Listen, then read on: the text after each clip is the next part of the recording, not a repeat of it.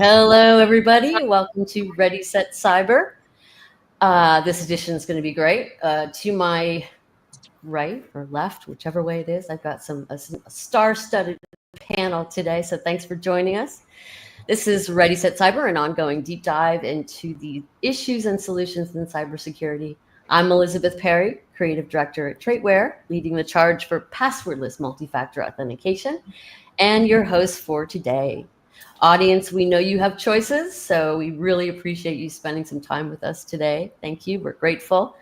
And we want to hear from you. So that's the key here. Audience participation is encouraged. Welcome. If you are joining us live today, please type your comments or questions into the chat. We'll address them during the show. If you're watching the recording, please post into the comments section and we'll be sure to get back to you. As technology continues to reshape the way we live and work, the lines between our physical and digital worlds have all but vanished. Today, a cyber attack can unlock a door, and a misplaced keycard can open a network to attackers. Traditional security models where physical and cybersecurity teams work separately are no longer sufficient. Converged to security is a topic we have not really touched on, so I'm excited today. It's about uniting people, processes, and technologies to manage risks holistically. But how does it work? Where do we start? Today, joined by an amazing panel of top industry experts. Trust me, we're lucky to have them because they don't have any time and nobody does. We'll explore what true convergence looks like, why it matters now, and how organizations can take practical steps toward building resilient, integrated security programs. So without further ado, I'll stop talking. We're going to introduce our panelists. First up is Sarb Sembi. Sarb, welcome. He's coming to us from the UK. He was green when in the beginning there, and so we're thrilled that his picture is showing here. So he comes to us from the UK as CTO of Virtually Informed, board member of the IoT Security Foundation, CISO speaker, writer, contributor to many events and publications. Sarb was shortlisted for the CSO 30 2021 awards and inducted into the CSO Hall of Fame for his contributions in the industry. And among many accomplishments, Sarb, together with Paul Sims and Peter Olivier, founded the Mental Health in Cybersecurity Foundation, which he now chairs. Welcome. Thank you so much for being here. Next up is Professor Elmarie Bierman. Professor Bierman joins us from South Africa on my bucket list. Welcome. Professor Bierman is the director and founder of the Cybersecurity Institute, CSI, in South Africa. She specializes in guiding organizations in managing cyber risk and has vast educational and research experience. She built CSI into a premier regional training and consulting cybersecurity firm and is a renowned thought leader in the field. Next, we have Chuck Randolph. Chuck, welcome. Chuck is coming to us from Texas, but where are you now again? Nashville? I'm in Nashville today. Thank you. All right. Welcome. Former U.S. Army Information Operations Officer and Fortune 50 security leader, Chuck Randolph is a driving force in hybrid risk strategy. Now Senior VP at 360 Privacy and noted thought leader, he brings a deep understanding of how digital and physical threats converge in today's security landscape. Welcome again. Joining us again, last but not least, joining us from my hometown, Barcelona, is Dr. Vladimir Bunic. He's been on the show before, and he's excited today to talk about something that's near and dear to his heart. He's a technology strategist and expert in integrated security solutions. He has a passion for protecting digital landscapes.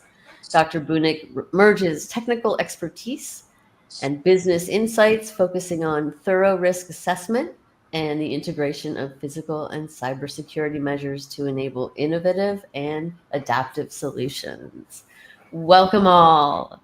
Thank you. Now I'm really going to stop talking and ask questions. Everybody's like, come on, stop. All right. So All right. let's set the stage. What does converged security, your question, what is it? What does it mean in your experience, and why is it more important than everything before?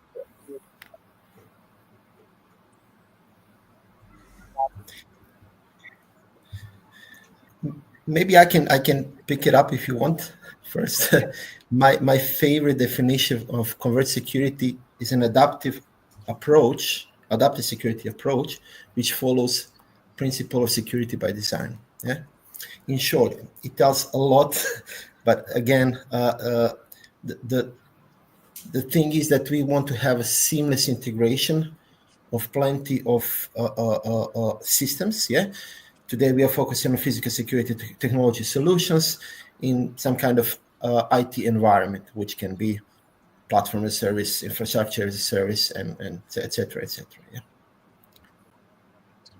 I think that's a great. Yeah, for me, converged security is really that operational fusion of digital and physical risk.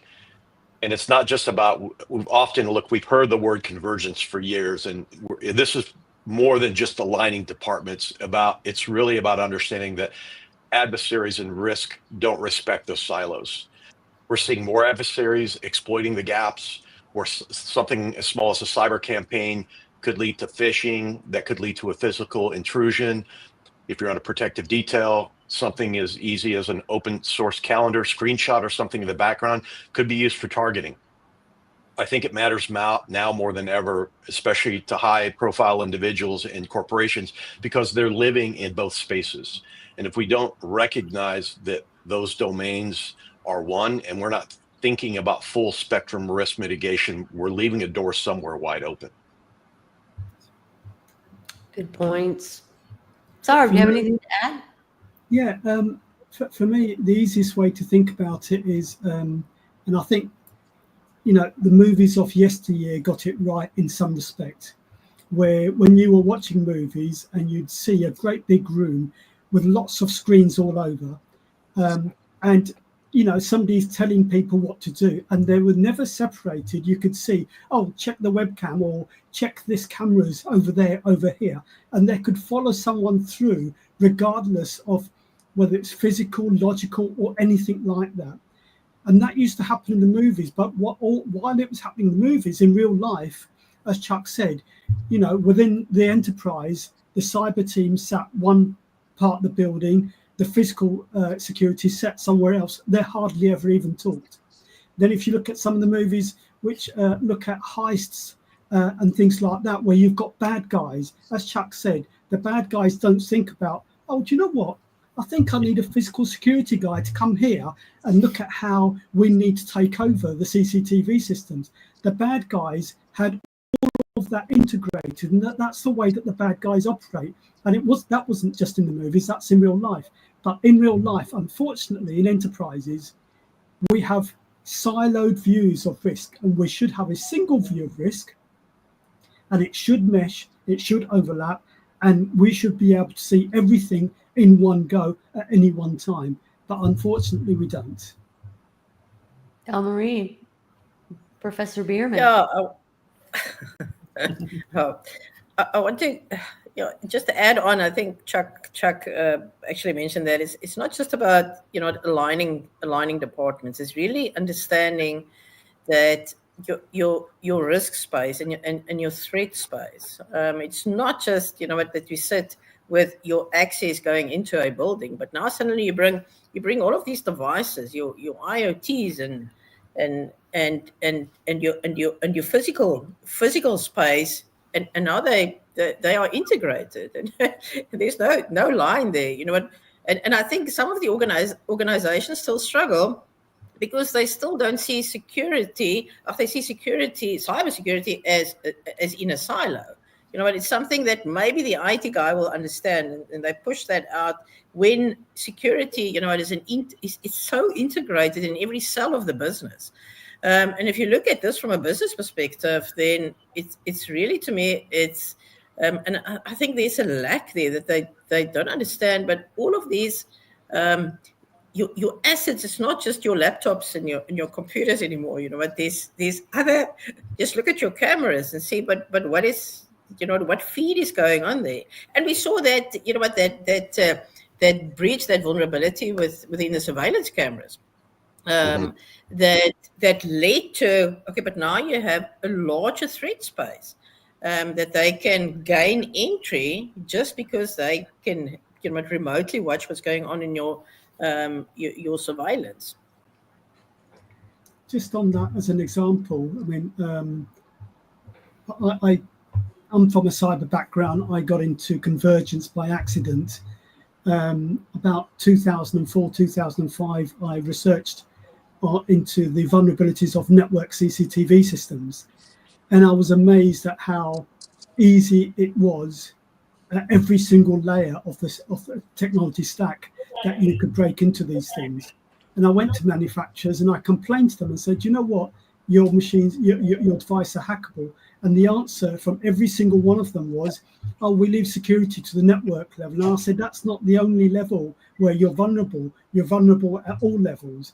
And what people didn't realize at that time was the fact that the only way to control the camera is by the firmware having a web server. And when you've got a web server, to be able to say it so that you can control it remotely means that you can do almost anything with it. And I talked at that time about the fact that anyone that takes over the web camera can use the camera to launch attacks elsewhere. And it's not just a camera that can be used, it's any IoT device that has what works in the way that IoT works. So, Omri, what you're saying, absolutely right. And we talked about this for a long time, warned manufacturers for a long time. It was only until we saw that attack a couple of years ago where 200,000 cameras were taken over and they were used to launch that attack that you mentioned. And, it shouldn't have taken something like that to actually happen, because as you said, we should be looking at threats, risk. We should be looking at things way before they happen, not after they've happened, to say that, yes, it's a possible thing that can happen. Sarb, there's an American business author, Dan Heath, and he's written this book called Upstream. And he says in the book, and I'm butchering this, so Dan, if you're listening or anybody's read this book, I apologize if I get it wrong, but he essentially says, everyone applauds the first responder, and I do too, and thank God for all of them. But he's like, nobody applauds the first preventer. So those upstream battles that you're talking about are absolutely critical, but nobody's giving awards to those folks saying, hey, we did the research, or we understand that you did something that prevented this downstream, and thank you for that. I think there's something to that. Yeah, I mean, you guys are great because you answered the question that I was going to ask you anyway. No, but this is perfect. Anyone else want to share a scenario from your experience where a lack of integration between physical and cyber security created a vulnerability that attackers could exploit? I mean, we've touched on this, but anybody else? Maybe I can put it with my experience and being consultant with big enterprises. And today, we, as mentioned, having IoT device, for example, edge CCTV cameras, and then everybody wants to appoint AI functionality also on the same edge camera, which is data privacy security concerns following local regulatory frameworks. But everything happens here. As mentioned here, we have video surveillance system server, which is our point for cybersecurity check. We are doing segregation of the networks, beautiful stuff. We have amazing network security, one of the best in the world, and just one edge camera is a second point of entry and exit. It becomes a risk, high risk for us, Making differentiation also in defining the risks, and I always like to highlight, especially for the end users, we always dance around compliance, and then we come back somewhere at the risk, and then we make some changes. We have to define business resilience of any business, then risk controls, and then leveraging all the way down there. Maybe this is one of the example, but I would like to say, I was keeping that for later on, but I've seen, for example, electronic access control. There is still an isolated approach of those systems with a proprietary logical layer communication. which is fine. It is a good news because we have a better security because there is no communication. But the most critical thing in the whole system is asset. As I've seen in plenty of enterprises, the visibility of physical security systems assets like 5-10% because the isolation of those systems. On the cybersecurity IT side, everything is much, much easier, and we control the systems. And threat modeling is also nicer approach, like risk, vulnerability, and threat, yeah? But in the physical security systems, it's disaster. If we don't have a visibility, we cannot speak about threat modeling and risk management. There is no risk management. And if you want to unify that, we have a beautiful situation on the right side, it becomes disaster because the left side, yeah? Only as an example of IT devices mentioned here, it's making a problem on the total overall risk management, yeah? I think you're absolutely right. And I think looking at assets is key. But as everyone know, in every enterprise they've worked in, there are always assets which no one can identify how they turned up, how they were plugged into the network. And so there's a challenge with that. The other challenge I think that we've got, and we have had in the industry for a while, is that the very nature of risk is we do look at that wonderful thing, probability. And because of the way that probability is viewed, it's like there's some things that have never happened before that because they've never happened, they are much lower down, and they take a far lower weighting than they should actually do. And it's only when it's happened, like the cameras that we mentioned earlier on, where all of a sudden it jumps right up to the top. And that's wrong. We should be actually evaluating. So, Vladimir, you mentioned about threat modeling. Threat modeling is good, but the problem isn't the threat modeling. It's when you come to the risk and you start looking at the probabilities. That, I think, is somewhere where we get the problem. So we've got the assets. We've done the threat modeling, but from the assets to when we get to actually looking at probability, that's where different organizations think, well, do you know what, not that high probability, how much will it cost? Well, it costs that much. Well, do you know what, let's lower the risk a bit. We don't want to spend that much, and that's the challenge that we have in balancing those things out. So, I want to know, okay, for the newbies in the room, what is the first thing that we should worry about or take care of, anybody? Because people get overwhelmed with cybersecurity. They don't want to hear about it, right? I mean, we all know the consumers, the enterprise, it's the last thing on their list. They want to cut costs, not spend more money. So where can we start? Anybody? So I have something if anybody follows me or reads my blogs or has heard me before, I have this idea of in order to let's talk common operating picture. If we're talking risk, we have cyber, physical. Hey, we should now start throwing communications in here, the battle of the narrative. Perhaps that's a future discussion here. But in order to get to a common operating picture that's going to enable business decisions, as we've heard earlier, let's lower that risk because it's going to cost too much money. We need to bring the players to the table, and we need to have common operating information. Are we looking at the same data sets? We need to have common operating language, cyber, physical. I mean, if I look at this, if I look at the august body that we have assembled here, we're literally worldwide. We're all speaking English. But if I said, how do you conceive problems when you're thinking about them? I would say it's likely not in English. It's in your native language. We now have cultural things, all these things.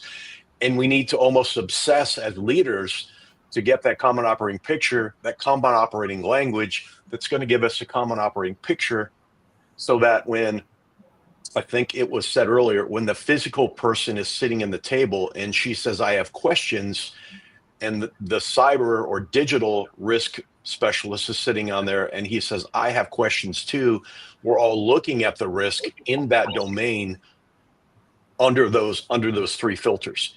Because when the boss comes to us and she says, hey, we need to understand what is happening, what do we need to do, what are my courses of action, help me understand that.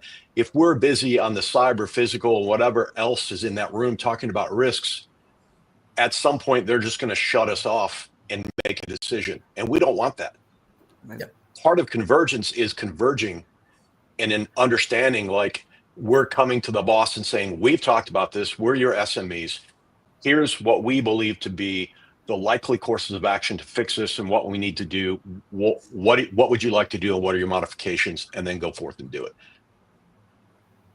Yeah, that's what about small businesses? Whenever we do this show, we always get questions about how small businesses can manage converged security. It just seems like it's such a huge thing. Professor Bierman, Ella Marie, would you like to weigh in on that? Or Yeah, I think, and again, I want just to connect to what Chuck has said, is in terms of understanding.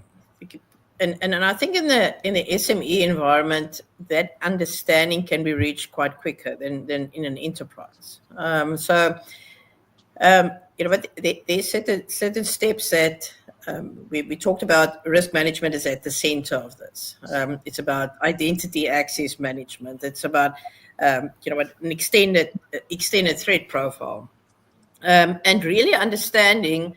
But from an asset point of view, because we are used to that, you go and buy something from the shelf, whether that's your webcam, whether it's your CCTV camera, whether it's your camera in your car, and you want to use that thing. There's a specific objective that you actually obtain there, but the security behind that and the possible risks that you implement there, that's not there.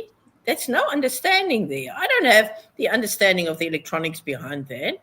But from a security perspective, I need to make sure that, okay, holistically, this thing is in my organization, and what can I do in order to identify those risks? From a firmware level right up to through all the levels, because now you sit with applications where you can see who's driving where, it's open, it's default access.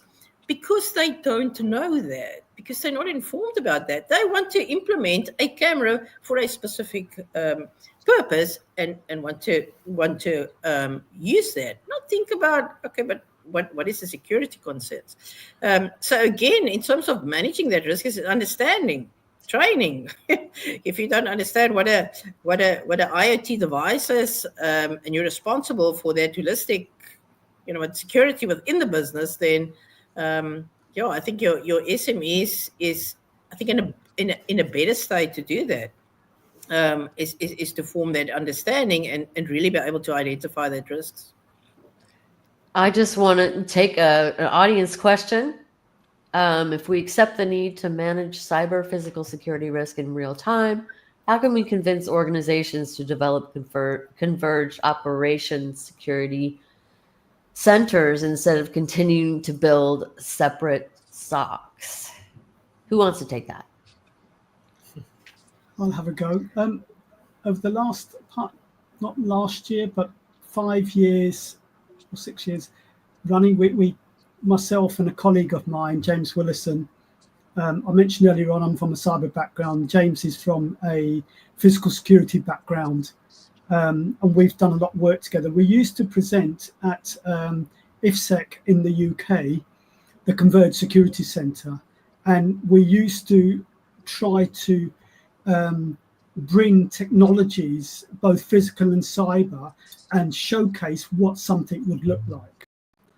And we were doing this for several years, and we worked with a whole range of vendors. And I think one of the things that is better now than it ever used to be, certainly it wasn't very good 10 years ago, solutions were not as integrated. And if they're not integrated, it makes it harder to work together. The fact that they're more integrated now does make it easier. So we would showcase at IFSEC lots of technologies that can work together, that would demonstrate sort of working separately is harder than working together. And I think that's one of the things that we need to get into our brains over a period of time. You know, is it still good to work completely separately? If you look at, I mean, when you asked the last question about, sorry, not last question, question before, about how can we start merging these things together. If you look at an organization, any organization at the highest level, at the C-suite, there's a whole range of different specialisms. All of them are siloed in many respects. Yet that C-suite work together, and they work together to make sure that the overall plan, the mission, vision, and everything else that for that organization is going to work. Similarly, and if we look at the way that Converged centers, where I've seen them work well, is where people are going in knowing that they've got their own specialism, yet although they've got their own specialism, they're going to try and merge and work together for that single purpose. And I think that whole idea of making sure you've got single view of risk, that for them is what they should be focusing on. And if you can do that with the range of technologies that are around, that works really well. It is beginning to get far more easier. And I see this month by month with loads of technologies now that merge with so many other technologies that I used to see there was no way you were going to get them converging and working in the same room. But it does work far better now than it ever used to be. I think that's an excellent point that, you know, it's kind of like when people say, oh, I can't afford this or I can't do this. It's, well, it's easier to do it the right way. It's like that thing, that simplicity of, you know, making things easier is what people are looking for. So maybe that's a good way to broach the subject with some people, right? You know, Liz, another way, I mean, short and sweet, show me the money. Yeah. Show me, like, look, everyone is dealing with some type of economic issue right now, whether it's geopolitically or right down to the individual level. Hey, we're going to have a converged SOC.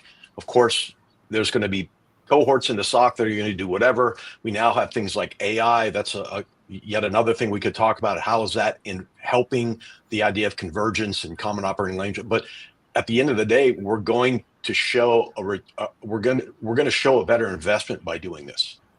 Even by housing them in the same spot, you know, there's savings to be had there too. And that's going to speak to somebody in an organization, whether you're a small organization or whether you, like me, you're at a Fortune 25 and somebody says, hey, we're going to save how much money to do that? Yeah. I think Vladimir, go ahead. Somebody have something? One other point, and this is, again, I said earlier on, I'm from a cyber background. And I've known cyber people very wrongly look down on the skills that their physical security counterparts bring to the table. And that is so wrong. Some of the cyber people I've worked with really, they really don't appreciate the skills. And I think that appreciation of what everyone brings to the table is a really good starting point. For some teams, and I've been involved in working with teams where we've had to emphasize some of the skills that the physical security people have that the cyber people, the technology side, you just will not get. And it's respecting each other, the skills, the background, and what you bring to the table, rather than looking down that you don't understand technology, only we understand technology. Well, so what if you do? But if you're looking at images and you're looking at where an attacker is trying to get in, whether it's physical, whatever, there's some things that the physical security team are absolutely spot on that we would never ever get right. And it's having that appreciation, I think, is key. As well as the technology, because at the end of the day, the technology may all be there, but if we as people cannot, respect each other enough to work in the same room, that's never going to work. Good points. Vladimir, I had a big question for you. So I'm going to put the big one on you because, I feel like picking on you right now. So Does converged security mean we have to revamp everything, take everything down and build it up again? And or does it mean we can use existing technologies, and merge them, or how does that work? The answer is absolutely no. I'm fighting with my bare hands in a very big matrix organization, and we were successful in deploying new technologies, legacy compatible and future compatible, which was a really hard task for all of us. Of course, like Saab says, governance is a key. Cross-skill teams have enough time for each other, and everybody's busy. It's always a challenge. But I would like to highlight that if you want to make this happen, this legacy compatible, future compatible, want to deploy new technologies, we have to know our assets. We have to define our infrastructure. Having a unified SOC, because I come from ETR, EDM, cybersecurity, more than physical security. I have hands-on also on the physical security systems. It's never going to happen because we have a communication layer which sits on the logical layer, which is, for example, I speak Croatian and you speak English. This happens in the physical security technology solutions, For example, if I want to have a unified identity management is a big deal today. And we want to have end-to-end solution, which is going to meet somewhere, again, with software as a service solution, the badge. And believe me, badge is still necessary, especially on the enterprises, factories, because of the visibility and a lot of things, third-party applications. How I'm going to make it happen if I have proprietary communication from one vendor, then from another vendor. This one speaks Romanian, this one speaks Croatian, this one speaks this and that. Everything is good, potentially, from the controller to ACS. We can control this, And I don't even bother about firmware and updates and end of life, end of support, because I have zero trust environment. I have a network segregation, so I'm fine. If it's working, that's fine for me. So for me, risk management is fine. But what the problem is from, for example, in identity management, from controller all the way to the badge or mobile application, there are plenty of challenges here. So if we have a unified way of communication, pick and write solution, for example, OSCP in transparent mode, making it secure by analogy would be S over HTTP in cybersecurity, make it SSL way of encryption, but on a physical layer, same thing, end-to-end communication. Everything else is easy. TCO happens just about there, If we know our assets, if we define a proper infrastructure, if we know how we're going to communicate English from now on, all of us, no complaints, let's do it, Then we have something which is a visibility.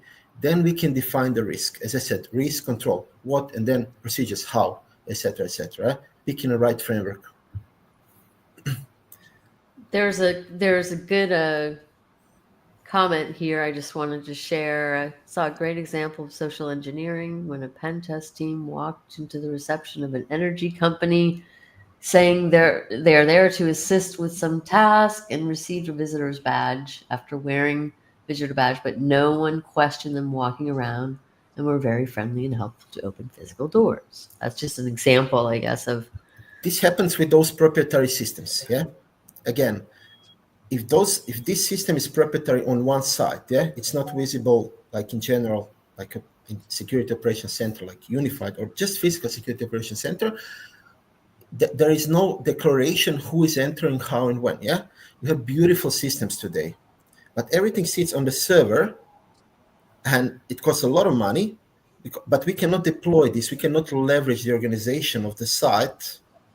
So this is not going to happen if we don't have a protocol end-to-end, communication on both physical and logical layer. This is something which I discovered as a high challenge in employing any kind of solution. And one more thing I would like to highlight, for example, with the cameras.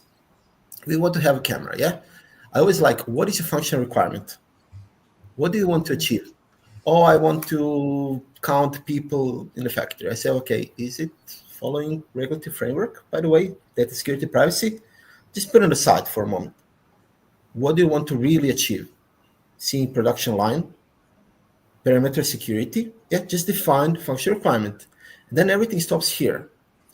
There is a discrepancy also with the people skill, technology skills, and in general, yeah? Who is in charge for function requirement? Then we can define technology requirement. Then we are going to decide, is it edge camera or normal camera? Is it going to be IP, or is it going to be part of segregated network? How are we going to monitor, etc., etc.? Yeah, this is something which I found challenging whenever we discuss about even isolated silos systems, yeah, physical security system. If you want to connect this to the IT system, then my second question is, okay, what is your platform? Software as a service. Okay, this is a third-party risk, yeah? You would like to discuss about TCO. There is not too much space. What can we do about that, yeah? So the topic is quite high. But again, governance is a key. So I'm looking at the clock, and I'm, as usual, very upset. We don't have much time, but I wanted to. There's a comment coming in. I wonder who would like to address this. From Heath Spencer, who happens to be the CEO of Traitware, across both physical and cyber. There has to be inventory of assets. Once you have that list, you can then determine who and what has access. Access control has to run across human device applications. You cannot secure what you don't know exists physically or digitally. I mean, we were talking about that earlier, but anybody have a comment on that? I think Dr. Bunick was interesting. As I listen to this, I have a cyber hat, but I purposely put my CSO hat on. And what we do digitally, must do physically too. And I think that's a great question, because again, we have to have systems that allow us to, is this the right vendor? To the earlier point about the pen test, we need a way that allows us, and things like Traitware is working on, to say, look, we need to understand who is here in the loop, whether that's a bit and a byte, or whether that's a human being working in our environment, and at all times verify that they're there. Whether that's through a physical check, can I see your ID? Can I run you against a system? Whether that's automatic through things like a truck coming in, we have an LP, a license plate reader if you're in the States, or we have somebody that's doing identity management, always running it off of a no-fly list, right down to who's coming in and out of our system, to your point about SaaS. I mean, these things, there must be a converged conversation about that too, in which, once again, we understand what are the formulas that are working in cyber that we can then translate to physical, so that our leadership understands when we talk about identity management, when we talk about identity management on the edge, this is what we mean collectively. Right. We have only a little bit of time. Things go by so fast. I'm going to give everyone a chance for final thoughts. If you want to talk about the future, if you want to talk about what you're doing, give people a call to action. Who wants to go first? Can I go first? I want to tie something up that's just been said about governance and around purchasing equipment and so on. We've just, at the IoT Security Foundation, we are finishing our draft. We're internally reviewing the document, but the document, the guidance document that we've been working on, is around purchasing. And purchasing, whether it's for physical or for cyber, the fact is, when it's technology, there should be a single set of processes. And we've come up with some guidance about how to pull together a team of specialists that can help you do that, and what they need to look at, and the way that they should be purchasing, to make sure that there's a consistency to buy and purchase the right secure software, hardware, systems, whatever it is, and what you take into consideration. So I think it's key what's just been said around the governance side, and that governance isn't just about the actual converged center, but it's what you buy that goes in there and how you buy that as well. So it's a quick plug for a document that's going to come out. It's a guidance document. It's going to be free, downloadable, all that stuff, all good stuff. So it's open source. So yeah, please download it in the next. Really need it, Saab, and really appreciate it. Thank you. Yeah. And anyone else who wants to go next? Let me do that. I think that we said so many things. And my belief is what we do is to guide organizations just throughout these processes to understand their risks and help them to mitigate that. And in understanding that, it's not an easy task, especially if security is not that matured, and the company is not, the cyber resilience is not where it should be.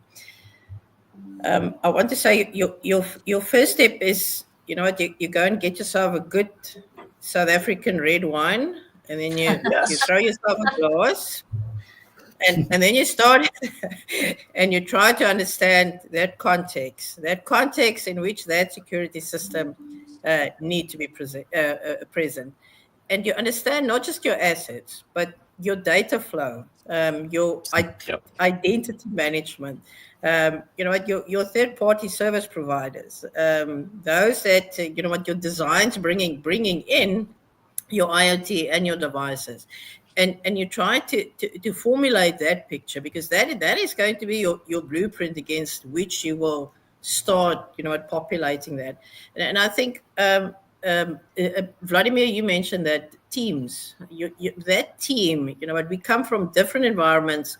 You see your risks differently, you see where we are vulnerable differently, and it's so important to bring everybody in. It's not just the technical guy that speaks in acronyms. It's more than that. It's across the organization.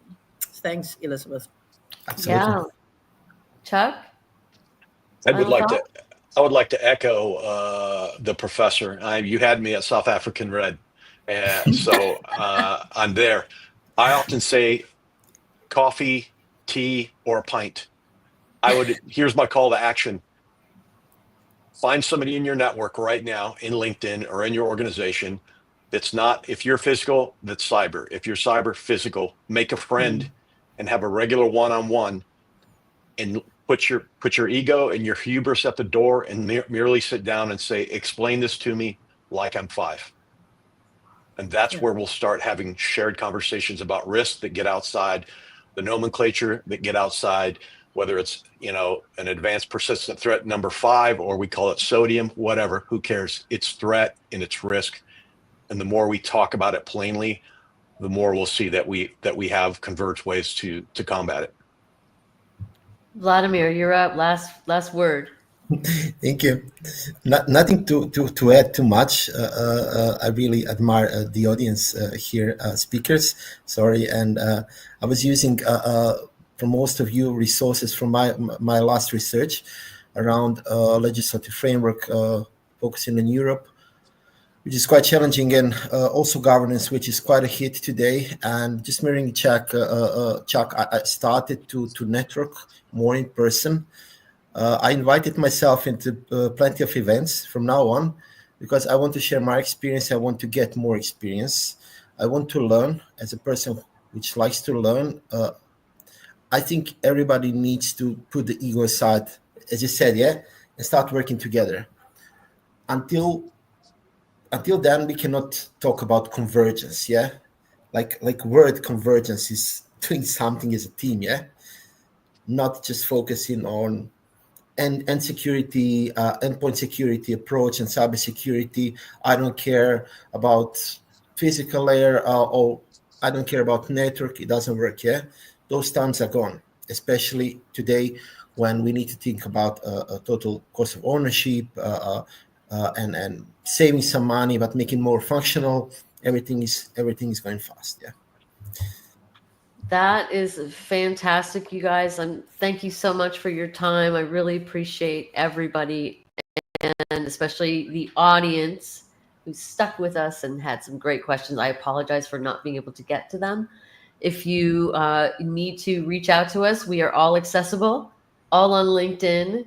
Just type in the names and you got us, and we'll be happy to chat.